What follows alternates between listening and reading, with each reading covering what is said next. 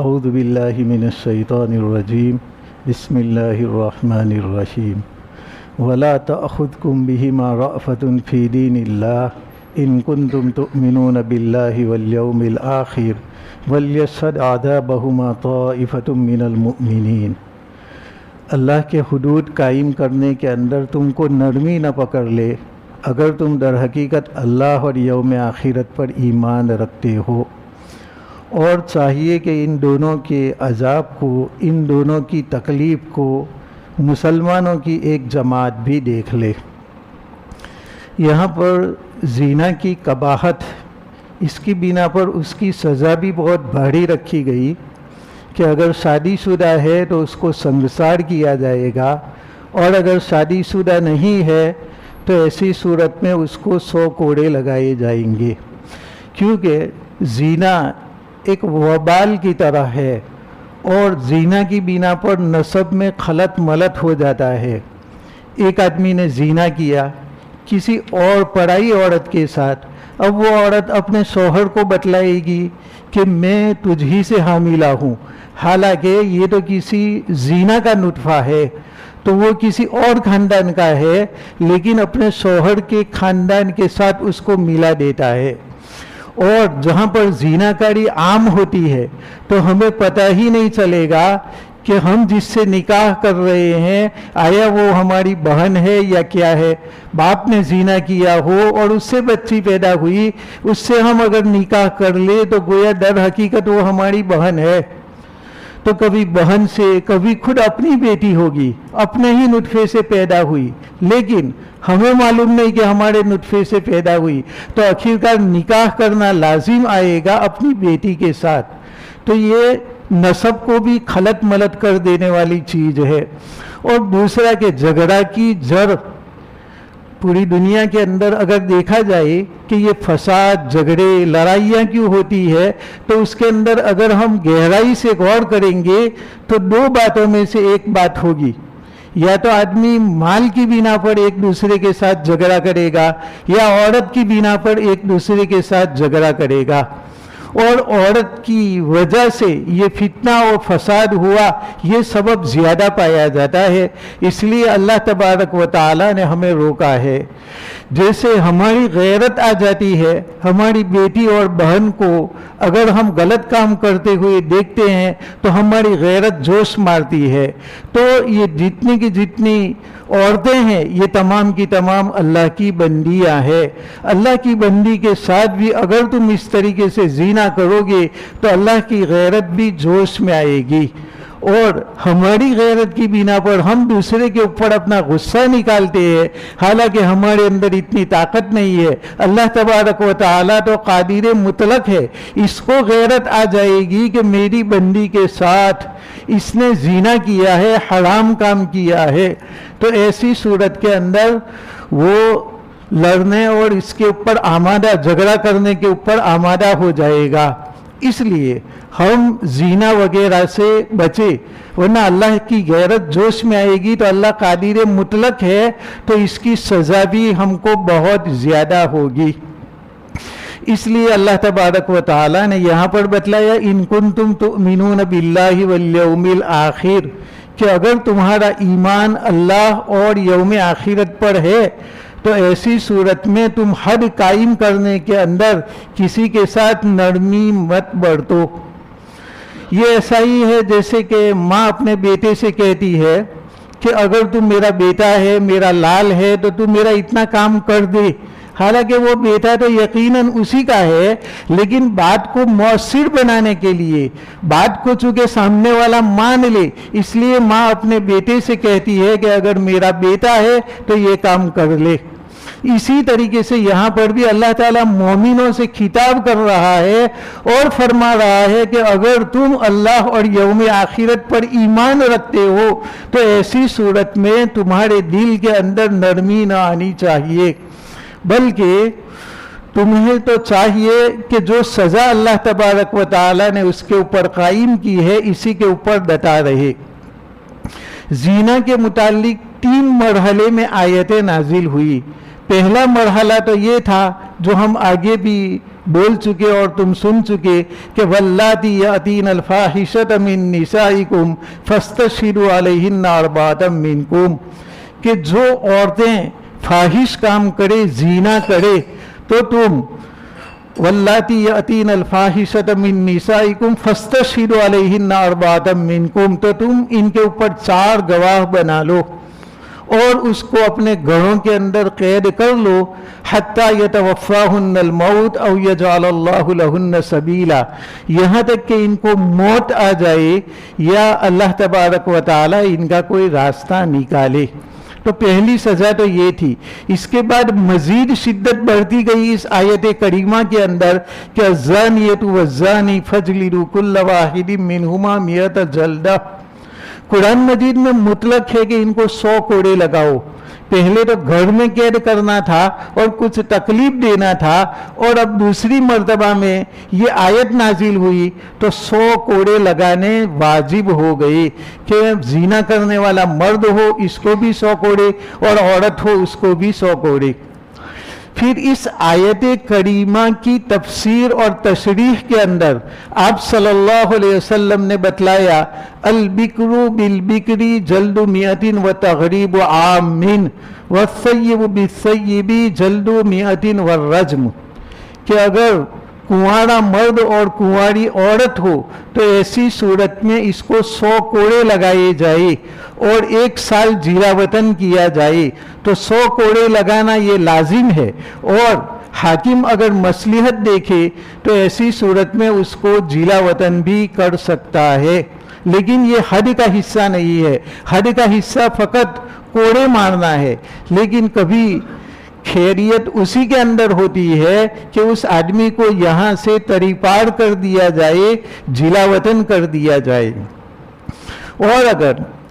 شادی شدہ مرد اور عورت ہو تو اس صورت میں اسے رجم کرنا ہے اور کوڑے لگانا ہے، یہ آپ صلی اللہ علیہ وسلم نے بتلایا۔ تو یہاں پر دونوں کے درمیان فرق کر دیا تیسرے مرحلے کے اندر۔ تو پہلا مرحلہ گھروں میں قید کر کے ان کو تکلیف دینا ہے، دوسرا مرحلہ ان کو 100 کوڑے لگانا ہے، اور تیسرا مرحلہ حدیث رسول صلی اللہ علیہ وسلم سے ثابت ہے کہ اگر وہ کنواری ہے عورت اور مرد بھی کنوارا ہے تو اس صورت میں 100 کوڑے، ورنہ شادی شدہ ہو تو ایسی صورت میں رجم کیا جائے گا، اس کو کھڑا کر دیا جائے گا اور اس پر چاروں طرف سے پتھر برسائے جائیں گے یہاں تک کہ وہ آدمی یا وہ عورت مر جائے، وہاں تک ان کو سنگسار کرنا ہے۔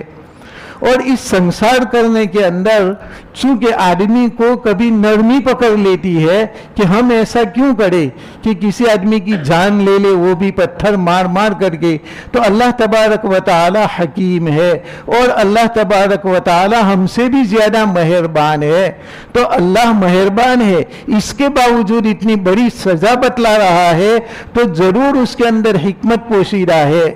کہ اگر اس طریقے سے ہم ماریں گے تو ایسی صورت میں گواہ ہو سکتا ہے کہ رجوع کر لے، اور گواہ رجوع کر لے تو پھر یہ سنسار کرنا بند کر دیں گے، اور اگر اس نے خود اقرار کیا ہے تو وہ اقرار سے رجوع کر لے کہ نہیں میں نے زنا نہیں کیا، تو اس صورت میں بھی اس کی جان بچ جائے گی، ورنہ تلوار سے ایک ہی وار میں قتل کر دیا جائے، بندوق کی گولی سے ایک ہی وار میں قتل کر دیا جائے تو ایسی صورت میں یہ تلافی کی شکل نہیں بنتی۔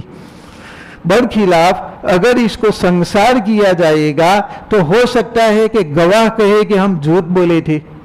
یہ اقرار کرنے والا آدمی خود کہے کہ نہیں میں نے جھوٹ کہا تھا، تو اس کا اقرار مانا جائے گا اور اس کی سزا ختم ہو جائے گی۔ اور دوسرا یہ کہ اسے عبرت بنانا ہے، جہاں کہیں یہ سزائیں ہوں گی، جیسے کہ آج کل افغانستان کے اندر یہ سزا متعین ہے کہ اس کو سنگسار کیا جائے گا، تو وہاں پر کوئی ہمت ہی نہیں کرتا زنا کرنے کی، اکا دکا کوئی آدمی زنا کرتا ہے۔ برخلاف جہاں پر یہ سزائیں نہیں ہے، جیسے کہ ہمارے ہندوستان کے اندر اور اسی طریقے سے یورپ کے ممالک کے اندر سنسار کرنے کو جنگلی سزا مانا جاتا ہے، تو ان لوگوں کے وہاں ہر منٹ کے اوپر زنا ہوتا ہے، اور جہاں پر یہ سزا نافذ ہوتی ہے وہاں پر زنا نہیں ہوتا. اس کی بنا پر نسب بھی خلط ملط ہوتا نہیں ہے. اور نسب میں خلط ملط ہوتا ہے تو وہاں پر ماں باپ کی محبت اتنی نہیں جتنی کہ اسلامی ملک کے اندر ماں باپ محبت کرتے ہیں، کیونکہ ماں باپ کو یقین ہے کہ یہ میرا بیٹا ہے اور بیٹے کو بھی یقین ہے کہ یہ میرے ماں باپ ہے. اس کے برخلاف یورپ کا معاشرہ ایسا ہے کہ بچے کو یقین ہی نہیں ہوتا کہ میں اس کا بیٹا ہوں، کیونکہ زنا وہاں پر عام ہو چکا ہے. وہ 2-3 شادیاں کرنے سے تو منع کرتے ہیں کہ دوسری شادی کرنا عورت کے اوپر ظلم ہے، لیکن گرل فرینڈ رکھنا چاہتے ہیں تو 5-5 اور 10-10 رکھتے ہیں. حالانکہ حلال طریقے پر اگر دوسرا تیسرا نکاح کر لیا جائے تو ایسی صورت میں اللہ کے وہاں گنہگار بھی نہیں ہوگا، نسب میں خلط ملط بھی نہیں ہوگا. لیکن وہ نکاح کو تو منع کرتے ہیں اور گرل فرینڈ جتنی چاہے اتنی رکھ سکتے ہیں اور ان کے سامنے حرام کاریاں بھی کرتے ہیں، اور شوہر بھی کچھ بول سکتا نہیں وہاں کے قوانین کے حساب سے. شوہر بھی منع کرنا چاہے تو وہ عورت فوراً اگر پولیس کو اطلاع دے دے گی تو مرد کو پکڑ لیا جائے گا اور سزا طے ہو جائے گی. اس لیے وہاں پر مرد کو بھی یقین نہیں کہ یہ میرا ہی بیٹا ہے، کیونکہ اس کی بیوی تو 10 آدمیوں کے ساتھ رہتی ہے تو کس کا بیٹا ہے یہ معلوم ہی نہیں ہے. نسب کے اندر یہ خلط ملط ہونا ہے. تو اللہ تبارک و تعالی نے یہ سزائے بتلا کر کے یہ جو ظلم تھا اور جو زنا کا جرم اور گناہ تھا اس کو کم کر دیا، کیونکہ جن ممالک میں یہ سزائے ہوگی وہاں پر کوئی آدمی زنا نہیں کرے گا. چوری میں ہاتھ کاٹا جائے گا تو اب دوسروں کو عبرت ہو جائے گی کہ میں بھی چوری کروں گا تو میری بھی یہ حالت ہوگی. اس لیے وہاں پر کرائم زیادہ نہیں ہوتا جہاں پر یہ سزائے قائم ہے. بعض اسلامی ممالک میں یہ قائم ہے، ورنہ اکثر ہمارے اسلامی ممالک میں بھی یہ سزائے آج کل طاری نہیں ہے، بلکہ آج انہوں نے بھی تلوار سے قتل کرنا یا گولی مار دینا اس کو قائم مقام سمجھ لیا ہے، اور جو سزا شریعت نے بتلائی ہے اس کو ہم قائم نہیں کرتے ہیں. اللہ تبارک و تعالی ہم تمام کو اور تمام مسلمان حکام کو یہ توفیق دے کہ وہ اللہ کے حدود کو اپنے اپنے ممالک کے اندر قائم فرمائے اور امن چین اور سکون کا گہوارہ اللہ تبارک و تعالی ان کو بتلائے. اس کے بعد اللہ تبارک و تعالی نے بتلایا وَلْيَشْهَدْ عَذَابَهُمَا طَائِفَةٌ مِّنَ الْمُؤْمِنِينَ کہ ان دونوں کے اوپر جو عذاب واقع ہو رہا ہے، جو حد قائم ہو رہی ہے، اس کو مومن کی ایک جماعت دیکھے، عام اس کو سزا دی جائے گی تاکہ دوسروں کو عبرت ہو اور اس کی رسوائی بھی زیادہ ہو. جو زنا کرے گا اور اس کو لوگوں کے سامنے 100 کوڑے پڑیں گے تو لوگوں کے سامنے یہ ذلیل بھی ہوگا اور رسوا بھی ہوگا. ہاں سنسار کر دیا گیا، قتل کر دیا گیا تو اس صورت میں دوسروں کو عبرت ہوگی، لیکن جہاں کوڑوں کی سزا ہے وہاں پر ان کو بھی عبرت ہوگی اور دیکھنے والوں کو بھی عبرت ہوگی. تو شریعت مطہرہ کے اندر کسی کا کوئی گناہ ہو تو اس کو ظاہر نہ کرنے کا ہمیں حکم دیا گیا ہے کہ ہمارے پڑوسی کا گھر ہے اور اس گھر کے اندر ہمیں یہ وہم ہوتا ہے کہ شاید وہاں پر زنا کاری ہو رہی ہے یا شاید کہ وہاں پر شراب پیا جا رہا ہے، تو اللہ تبارک و تعالیٰ کا یہ حکم ہے وَلَا تَجَسَّسُوا کہ تم کسی کی جاسوسی مت کرو. گھر اس نے بند کر دیا ہے تو اب اس کا گھر ٹھوک ٹھاک کر کے اس کا دروازہ کھلوانا اور اس کی تفتیش کرنا یہ ہمارا کام نہیں ہے. ہم کسی کے عیب کے اوپر پردہ ڈالیں گے، کسی کے عیب کو لوگوں کے سامنے ظاہر نہیں کریں گے. اسی لیے شریعت کہتی ہے کہ کسی کے اندر اگر کوئی بری چیز تم پاؤ تو خود تم اس کو کہو اور وہ بھی تنہائی کے اندر، کیونکہ المسلم مرآت المسلم، مومن مومن کا آئینہ ہے. آئینے کے اندر ہم اپنی شکل کو دیکھتے ہیں تو اگر کسی جگہ پر غبار وغیرہ کا دھبا لگا ہوا ہو تو ہم آئینے کو دیکھ کر کے اس دھبے کو ہٹا دیتے ہیں اور اپنے چہرے کو صاف کر دیتے ہیں. اسی طریقے سے ایک مومن بھی دوسرے مومن کا آئینہ ہے کہ मोमिन भाई अपने भाई के ऐब को बतला दे ताकि वो ऐब देख करके ऐब का जो धब्बा है वो अपने से दूर कर दे। लेकिन ये जो आईना है वो उसी को बतलाएगा ऐब जो उसके सामने आया है, हर एक को नहीं बतलाता। तो मोमिन भी चूंकि आईना है इसलिए जिसका ऐब है, जिसके अंदर खराबी है, उसी को बतलाना है, दूसरों को बतलाना नहीं है। और आईना हकीकत बतलाता है, तुम्हारा चेहरा जैसा होगा वैसा ही बतलाएगा। तो हम भी अपने मोमिन भाई का ऐब जो है इसी तरीके से हम बतलाएंगे। और आईना जो सामने आए उसको ऐब बतलाता है, फिर उसके पीछे नहीं पड़ता अगर वो दूर हो गया तो हमें भी किसी का ऐब बतलाने का तो हुक्म है, लेकिन ऐब बतला करके वो हमसे अलग हो गया तो उसके पीछे न पड़ जाए, बल्कि उसको शरीयत की वईद सुना दे और उसके क्या नुकसानात है दीनी और दुनियावी एतबार से उसको बतला दिया जाए। तो इस तरीके से मोमिन का आईना बन जाएगा और उसके उयूब को हत्तल इम्कान छुपाना है। यहां तक कि माइज असलमी रदी अल्लाह ताला अन्हु जिनका वाकया हमने परसों सुना था, इसके अंदर हज्जाल जो कि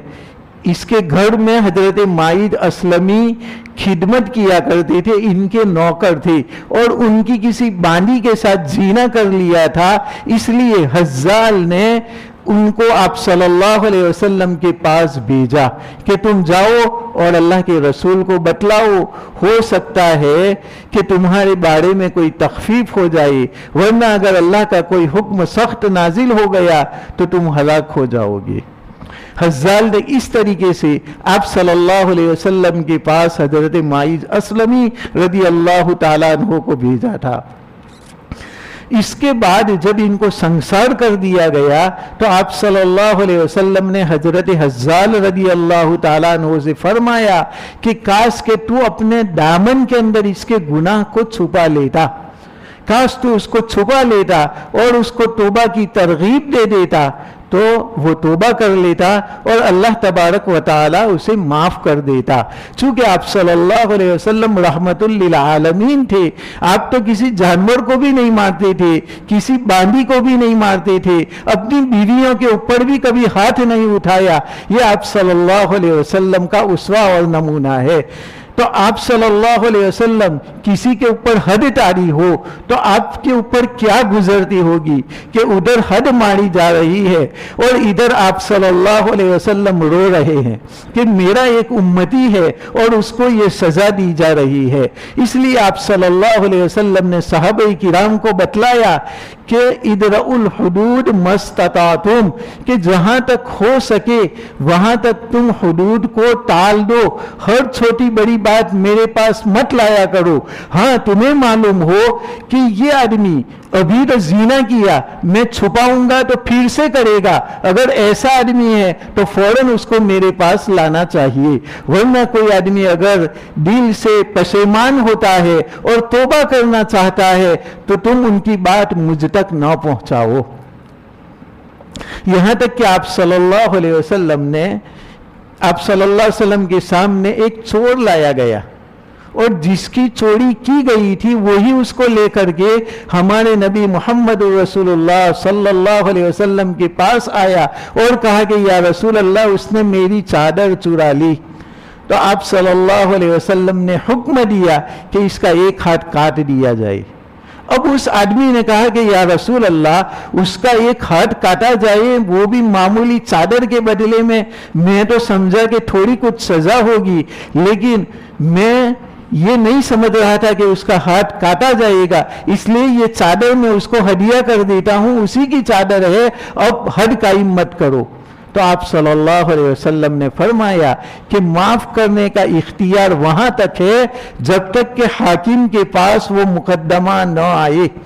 हाकिम के पास अभी मुकद्दमा नहीं पहुंचा, वहां तक माफ कर सकते हैं, और हाकिम के पास, अदालत के पास ये हुक्म पहुंच गया तो अब ऐसी सूरत में हद कायम करना ये जिम्मेदारी बन जाती है। अब इस आयत पर अमल करना होता है, वला ताखुदकुम बिहिमा रअफतुन फी दीनिल्लाह, कि अल्लाह का दीन कायम करने के अंदर नरमी तुमको न पकड़ ले, नरमी की बिना पर तुम सजा को मौकूफ न कर दो, ये अल्लाह तबारक व तआला का हुक्म है। तो एक हद तक तो इसे माफ करना है, लेकिन जब वो हुदूद से तजावुज कर जाए और हमें यकीन हो जाए कि इस चोरी के मुतालिक अगर मैं गवाही नहीं दूंगा तो हो सकता है कि वो दूसरी मर्तबा चोरी करे, तो ऐसी सूरत में तो इसको सजा दिला देनी चाहिए। क्योंकि ऑपरेशन करने के अंदर अगर हम देखते हैं कि पाँव के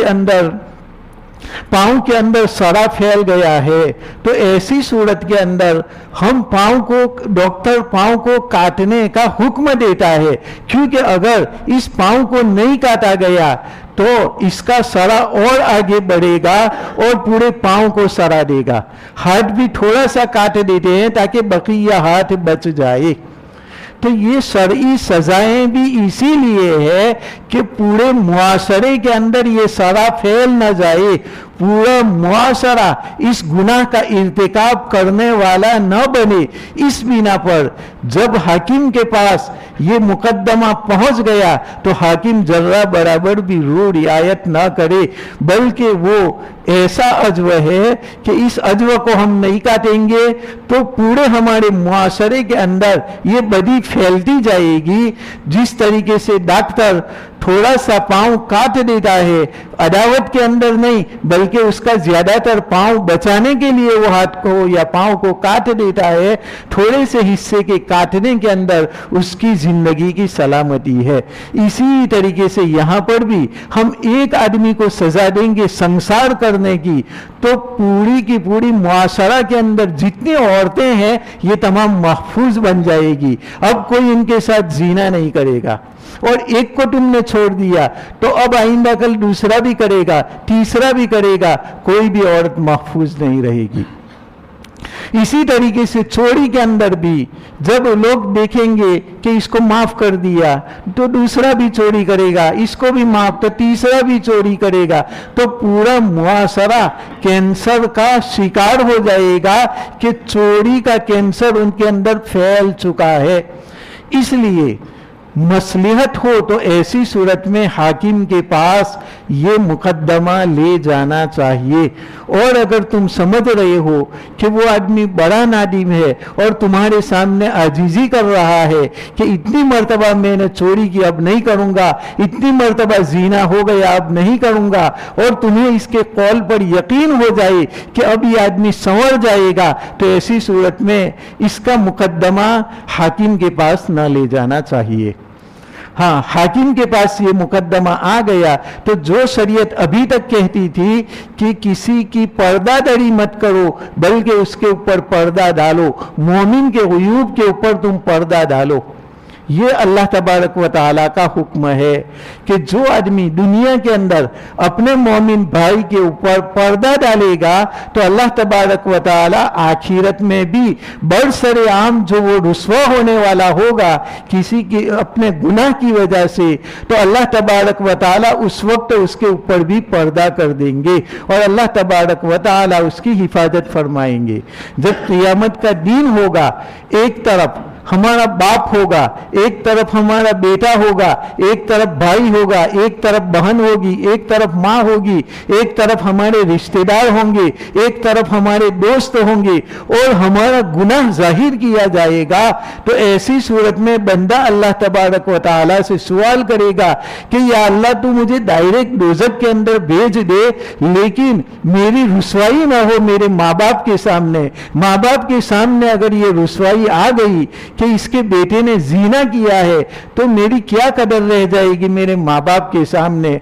मेरा बेटा भी आज ये सजा देखेगा तो फिर बेटे के दिल में मेरी क्या कदर रहेगी। मेरी बहन देखेगी, मेरा भाई देखेगा, वो दोस्त जो तुमको बहुत अच्छा शरीफ समझते थे वो देख रहे होंगे। तो ऐसी सूरत के अंदर मोमिन ये तमन्ना करेगा कि अल्लाह तबारक व तआला तू मुझे दोज़ख के अंदर डाल दे, लेकिन मेरी पर्दादरी मत करना बल्कि मेरे ऊपर पर्दा रखना। तो जो आदमी मोमिन का ऐब दुनिया में छुपाएगा तो अल्लाह तबारक व तआला भी क़ियामत के दिन उसका ऐब छुपाएंगे। لیکن عیب چھپانا کب تک ہے؟ جہاں تک کہ اس بیماری کے متعدی ہونے کا خطرہ نہ ہو. ورنہ تم دیکھ رہے ہو کہ ایک آدمی کو ایک مرتبہ جیل سے چھٹکارا مل گیا تو دوسری مرتبہ وہی کام کرے گا، تیسری مرتبہ بھی وہی کام کرے گا، اس کو کوئی خوف رہے گا نہیں. ہمارے گاؤں کے اندر بھی ایسا ہوا کہ ایک آدمی یہ جو ستون ہوتا ہے کھمبا، اس کے اوپر سے کوئی لنگریا ڈال رہا تھا تاکہ ڈائریکٹ وہ جلے بجلی. اتنے کے اندر پولیس آ گئی اور پولیس کو کسی نے خبر دے دی ہوگی، تو وہ پولیس جیسے ہی آئی تو اس نے وہ لنگریا کا کام پورا کر دیا اور اچھی طریقے سے باندھ دیا.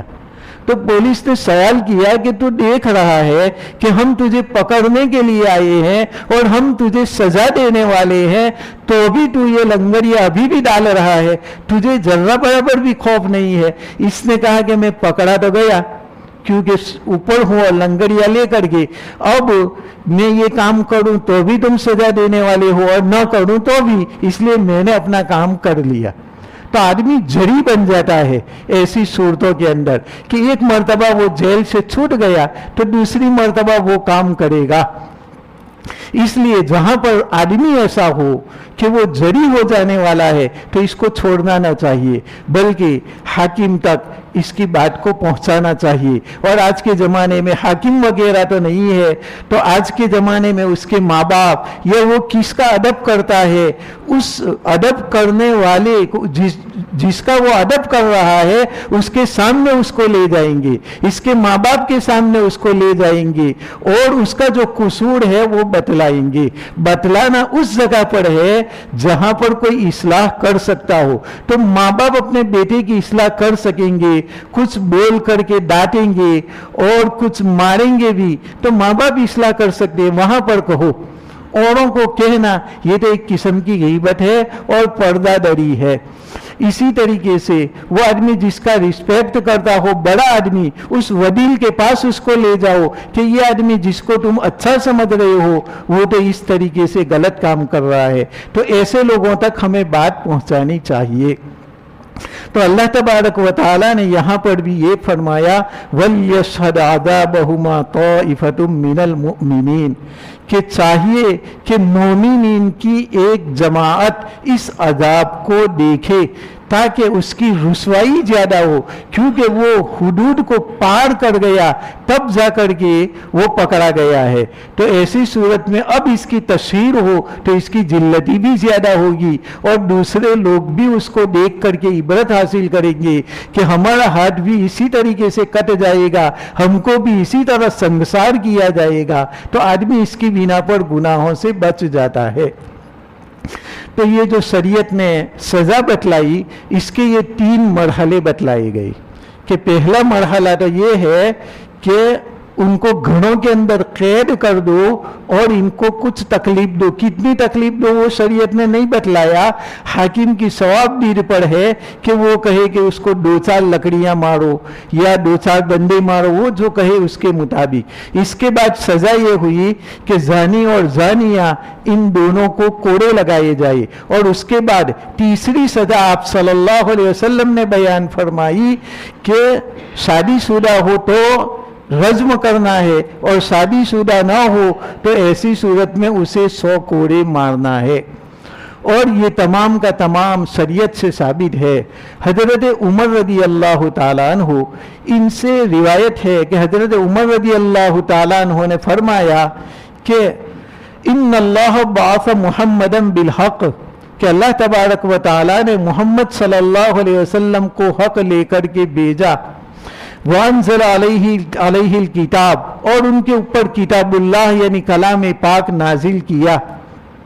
وکان مما انزل اللہ علیہ الرجم،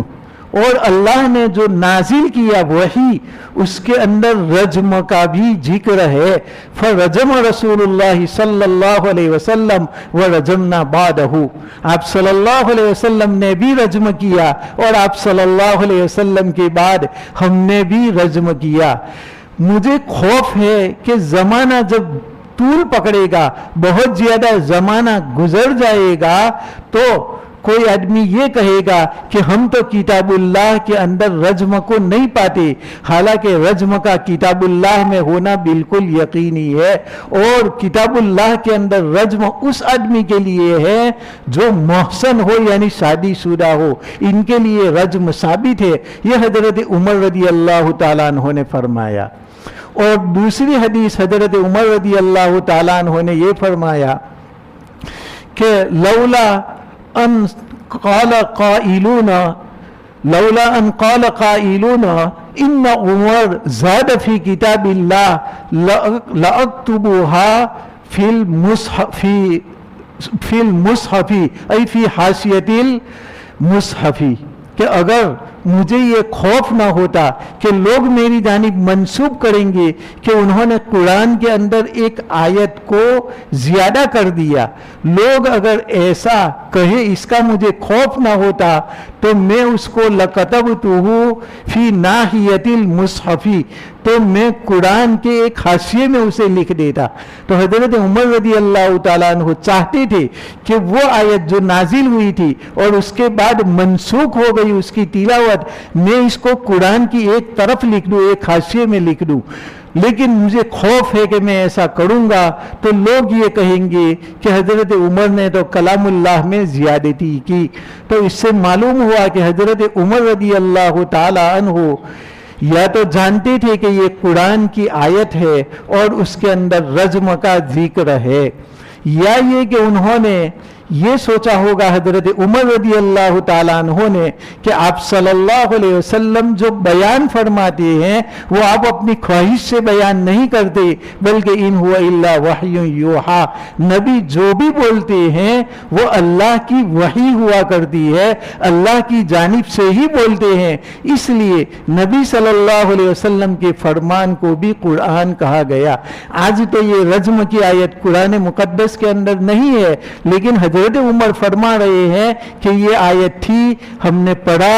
ہم نے رجم کیا، آپ صلی اللہ علیہ وسلم نے بھی رجم کیا، اور یہ حکم قرآن میں ثابت ہے۔ کہیں بعد میں لوگ اس کا انکار نہ کر دے، اس لیے یہ میں نے بیان کیا۔ اور پھر دوسری جگہ پر فرمایا کہ اگر مجھے خوف نہ ہوتا کہ لوگ یہ تانا دیں گے کہ عمر نے کتاب اللہ میں زیادتی کر دی، اگر یہ خوف نہ ہوتا تو میں ایک حاشیے کے اندر اس کو لکھ دیتا۔ تو معلوم ہوا کہ یہ جو سزا ہے، تیسری سزا، یہ یا تو کلام اللہ میں تھی اور بعد میں منسوخ ہو گئی اس کی تلاوت، لیکن اس کا حکم تو باقی رہا، یا یہ کہ آپ صلی اللہ علیہ وسلم کا فرمان قطعی اور حقیقی طور پر ثابت ہو تو یہ بمنزل قرآن کے ہیں کہ قرآن پر جس طرح عمل کرنا واجب ہے، اسی طریقے سے محمد رسول اللہ صلی اللہ علیہ وسلم کے ایک ایک فرمان کے اوپر بھی عمل کرنا واجب ہے، اس لیے اس کو کتاب اللہ کے درجے میں بتلایا۔ درود شریف پڑھ لیں۔ اللہم صلی علی سیدنا و نبینا مولانا محمد و بارک وسلم۔